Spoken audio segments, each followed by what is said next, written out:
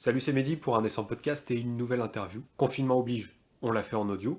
Cette fois, c'est au tour d'Hervé, l'auteur de In Predain, qui est en cours de financement sur Game on Tabletop et édité prochainement, donc chez Posidonia Édition, de passer devant le micro et de jouer le jeu de l'interview. Au programme de cette interview, les inspirations qui vous serviront à prendre en main le mieux possible le jeu, et on va aussi parler de ce qu'on joue dans In Predain, et de comment on y joue en abordant un peu le système de jeu. Très bonne écoute à vous.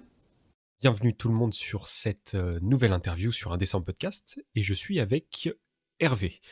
Bonjour Hervé, Bonjour. est-ce que ça va bien? Ma foi, c'est temps de confinement, ça va. Temps de confinement, mais aussi temps de financement, car aujourd'hui on va parler d'un jeu qui est en financement sur Game on Tabletop, In Predain. Alors, première question, est-ce que je prononce bien? Oui. Bon, Enfin, tu le prononces à la française. Je pense que si on devait le prononcer à la galloise, ça serait quelque chose comme une prodone. d'accord, Mais on va éviter, on serait ridicule, donc je le prononce à la française. ok, ça va. Bon, je le prononce bien, mais à la française. Voilà. Alors, avant de commencer le cœur de cette interview, pour savoir de quoi il en va avec ton jeu, euh, qui es-tu, Hervé? Alors, qu'est-ce que tu fais dans la vie? Quel métier? Quel hobby? Hors jeu de rôle, bien sûr. Eh bien, j'ai bientôt 45 ans, je suis marié, je suis fonctionnaire, je vis à Paris. Je suis l'heureux domestique d'un chat nommé Pollux. Et puis, mis à part le jeu de rôle, je suis un gros dévoreur de livres, bandes dessinées, classiques, comics, séries et films dans le genre pulp, fantasy, fantastique, science-fiction, histoire. On peut rajouter aussi les nanars et les vieux Jackie Chan en ce qui concerne les films. Je pratique la reconstitution historique, D'accord. période et culture gauloise, et les techniques de combat gaulois dans ce qu'on appelle les AMHE, les arts martiaux historiques européens. Un vrai geek en somme. Avant d'entrer dans le vif du sujet pour savoir qu'est-ce qu'est une Prined en termes d'univers et de règles, j'ai une première question. Il me semble pas avoir vu sur le financement et sur le site de kit d'introduction qui permettrait de se faire une première idée de la jouabilité d'un jeu. Alors, du coup, je te pose la question, est-ce qu'il y a un kit d'introduction que j'aurais raté? Et est-ce qu'il y en a un de disponible bientôt? Alors, en fait, il y a un kit d'initiation qui a été réalisé en 2013 Mhm. en partenariat avec le webzine Les Songes d'Oberon, D'accord. lui-même issu du forum du site La Cour d'Oberon. Le kit est toujours disponible sur internet. On pourra peut-être mettre le lien dans la description de la vidéo. Oui. Et en fait, le kit contient un résumé des règles, une présentation rapide du monde, un scénario, des personnages prétirés et des conseils de lecture. D'accord. Bon, il faut quand même préciser que l'univers de jeu, depuis, a évolué, Mhm. que les règles ont été simplifiées et harmonisées depuis la publication de ce kit. Mais en fait, à 80-90%, il est encore compatible avec la version actuelle. Pour autant, un titre de démo mis à jour avec un nouveau scénario et des personnages prétirés est en cours de réalisation, qui sera fait par Posidonia cette fois-ci. Le scénario a déjà été playtesté 3 fois, dont 2 fois par mes soins et 1 fois par un ami. Et bah, je profite du confinement pour avancer dessus en fait. Bah oui, c'est vrai que autant trouver des avantages à cette situation. Bah voilà. C'est sûr. Donc, un kit d'intro par Posidonia, enfin, par toi et Posidonia sera bientôt dispo. Oui. Et il y a un précédent kit qui est disponible dans... Alors, ça va être dans le lien qui sera dans la description de la vidéo et de l'audio, si tu préfères écouter hors de YouTube cette interview. Alors, comment est-ce qu'on trouve l'inspiration pour jouer à In Predain ou pour mener des parties? Donc si on est un joueur ou un Mhm. MJ qui prend le jeu en main pour la première fois, comment est-ce qu'on va essayer de s'inspirer? Il y a de multiples inspirations et le livre de base en fera une liste non exhaustive, que ce soit à lire, que ce soit à regarder ou encore à écouter. Parce que je suis un très grand fan de musique celtique, musique dite celtique. Je vais tâcher de me limiter, hein, parce que j'ai tendance à faire beaucoup. Donc en ce qui concerne les séries et les films, il y a- on trouve en fait peu d'œuvres spécifiquement consacrées aux Celtes, mais des films, alors je suis un vieux, hein, des films comme Excalibur de John Boorman, qui est vraiment excellent, Ouais. Le Roi Arthur, qui est sorti vers 2004, Le 13e guerrier, Ceinturion, des séries comme Mhm. Viking et Le Dernier Royaume. Ça apporte des informations en termes d'ambiance, D'accord. euh, et même Excalibur, pour le côté terre et roi sont un, c'est vraiment excellent pour une Priden. Bon, après, il faut éviter les armures de plaques et autres épées de main, mais voilà. Oui, oui, bien sûr. Ouais. Voilà. Mais sinon, pour l'ambiance, pour s'inspirer, l'esprit, le souffle épique, c'est vraiment bien. Pour les œuvres littéraires, bah, outre les retranscriptions des légendes irlandaises par des auteurs comme Alain Desniel, Jean Marcal ou encore le professeur Guyon de Varche, je ne peux que conseiller, si jamais il y a des gens parmi tes auditeurs qui ne connaissent pas, les romans de Jean-Philippe Jaworski, Oui, le cycle Les Rois du Monde, qui sont un must-read. ouais, c'est vrai. On est totalement d'accord. Voilà, lui-même a. Mon petit doigt me dit que lui-même a pledgé une Priden. Donc voilà. Ah, Euh, Jean-Philippe Javorski a pledgé à oui, Infridane. via. Ah, Voilà. Il m'a même fait le plaisir et l'honneur de parler de la d'In Priden sur sa page Facebook. Donc, sans quoi, un grand merci à lui. bah c'est En cool. tant que C'est très fan, cool. Ouais. je le remercie. Euh, donc voilà, ça c'est un must-read déjà, Les Rois du Monde, c'est juste génial. Mais également des romans fantasy de Paul Anderson, qui sont très bien faits comme inspiration, notamment Trois cœurs, trois lions, ou la série Le Roi 10, qui a été écrit avec son épouse Karen. Euh, et dans l'univers des romans historiques, je ne peux encore une fois que conseiller Les Enquêtes de Sir Fidelma. C'est une série de romans policiers qui se déroule dans l'Irlande du 7e siècle. C'est une sœur qui est aussi princesse, enquêtrice, on appelle Daleg, je pense à la française, hein. Ah, ok, ok. C'est quasiment des scénarios clés en main. Et enfin, je conseille encore et toujours euh, Keltia Magazine, donc on peut trouver en point presse ou en abonnement, qui est une mine d'informations sur les Celtes d'hier et d'aujourd'hui. Bon, avec ça, on a de quoi avoir un sacré pool, un socle de base pour s'inspirer Oui, correctement, quoi. voilà. Alors, du coup, tu évoquais les armures de plate et les choses d'ordre anachronique. Justement, qu'est-ce qu'on joue dans In Prydain? Quel type de personnage, quel type d'aventure va nous proposer ce jeu? Bah, je pourrais te dire, vous jouez ce que vous voulez, mais ça serait guère utile à tes auditeurs. C'est vrai. En fait, In Prudence, ça se veut à la fois une représentation à la fois imaginaire de l'univers des Celtes, c'est un peu le côté heroic fantasy, et à la fois le plus fidèle possible aux légendes et aux mythologies fondatrices des cultures celtiques. D'accord. Donc, en fait, les personnages d'In Prudence sont un peu à la croisée de ces deux axes créatifs, Mhm. et pour mettre en œuvre l'axe héroïque dans In Priden, on estime qu'il y a une force qui est au-dessus de tout, au-dessus même des dieux, on appelle le destin.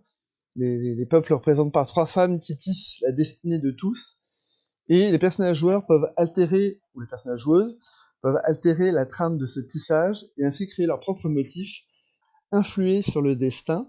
D'accord. En jeu, c'est représenté par une caractéristique qui s'appelle le Dan, ce qui veut dire destin gaélique écossais.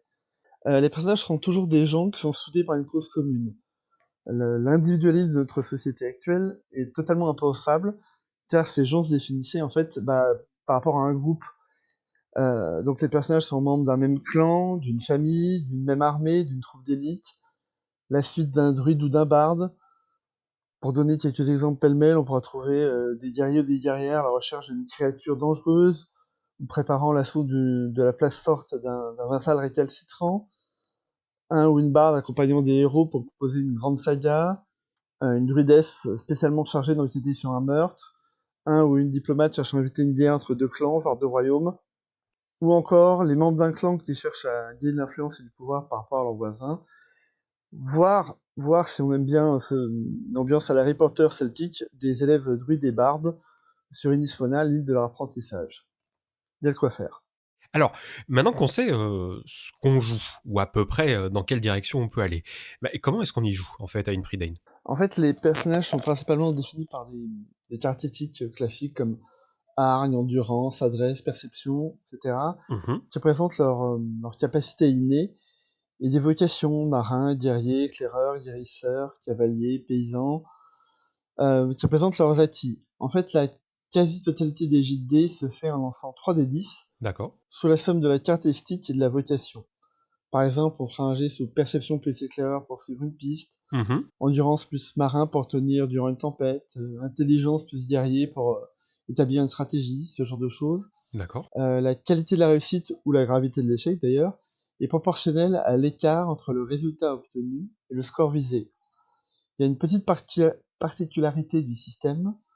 Quand plusieurs dés font le même résultat, ce résultat n'est pris en compte qu'une seule fois.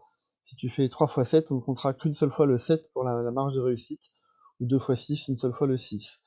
On trouve également sur la fiche quelques compétences de combat pour le combat au corps à corps et à distance, Mhm.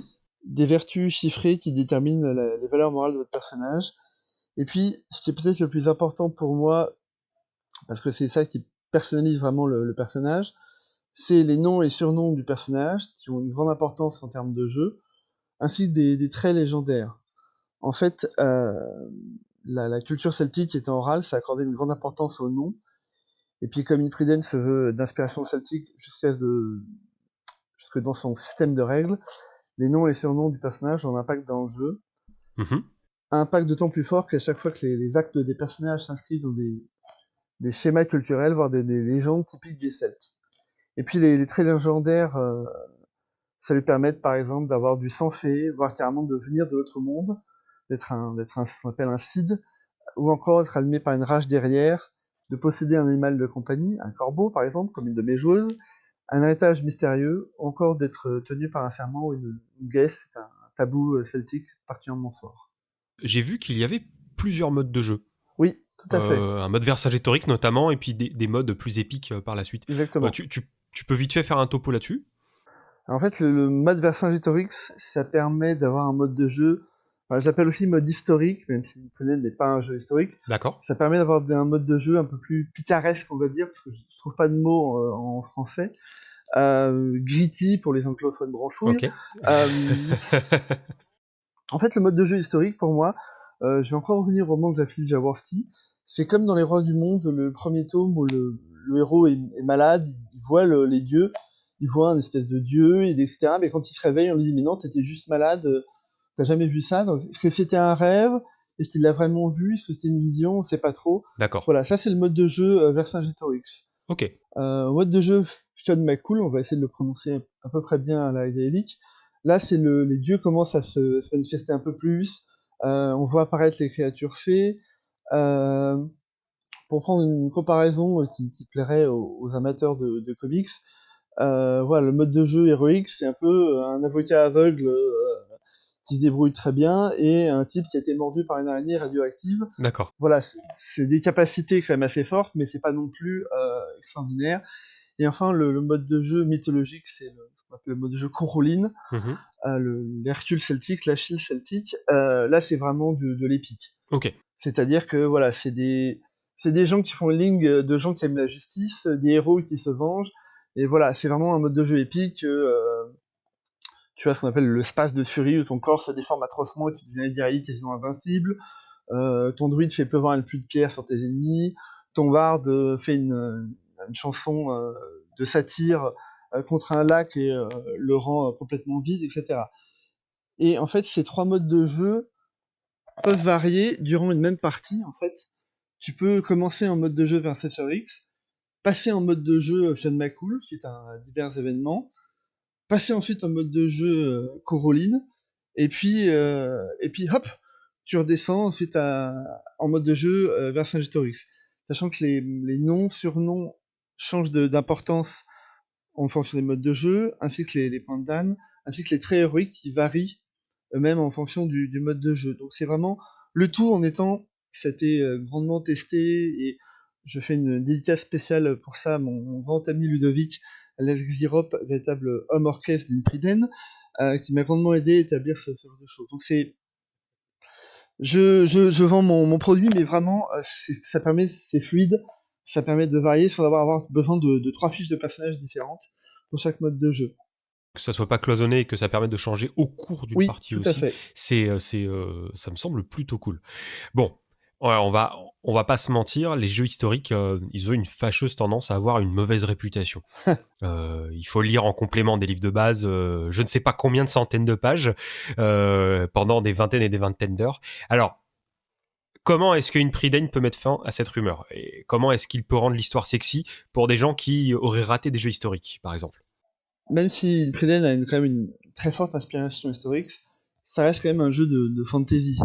Euh, le jeu, par exemple, là, j'ai établi toute une chronologie en m'inspirant de l'Europe historique, D'accord. mais le jeu commence à un instant T, et le futur n'est pas gravé dans le marbre.